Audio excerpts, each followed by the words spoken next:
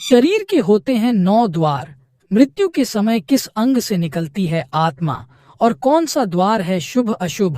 मृत्यु के समय किसी व्यक्ति की आंखें उलट जाती हैं तो किसी का मुंह टेढ़ा हो जाता है। ऐसा इसलिए होता है क्योंकि मृत्यु के बाद हर व्यक्ति की आत्मा अलग अलग अंग से बाहर निकलती है। सभी प्राणियों का प्राण नश्वर है। जिसका जन्म धरती पर हुआ है उसकी मृत्यु भी निश्चित है और यह ऐसा सत्य है जिसे कोई बदल नहीं सकता।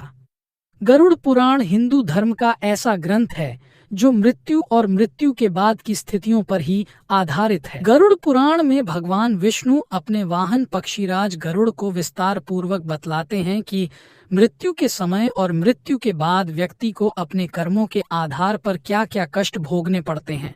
मृत्यु को लेकर ऐसा कहा गया है कि मृत्यु के बाद केवल शरीर नष्ट होती है, आत्मा नहीं, क्योंकि आत्मा अजर अमर है। ऐसा श्री कृष्ण ने भी कहा है। इसलिए कहा जाता है कि मृत्यु के समय आत्मा शरीर से बाहर निकल जाती है। लेकिन क्या आप जानते हैं कि जब किसी व्यक्ति की मृत्यु होती है तो आत्मा शरीर के किस अंग से बाहर निकलती है?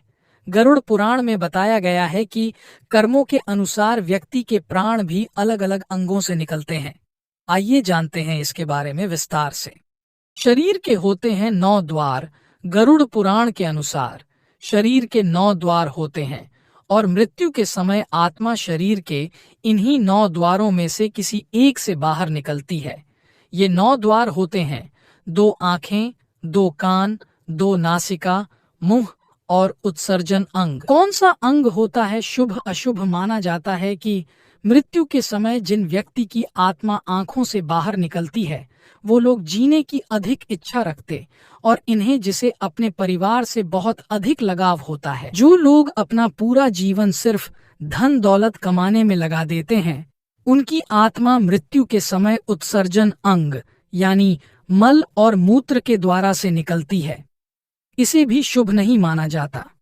कुछ लोगों की आत्मा नाक से बाहर निकलती है, इसे बहुत शुभ माना जाता है। गरुड़ पुराण के अनुसार ये लोग जीवन में अपने कर्तव्य को निष्ठा से निभाते हैं।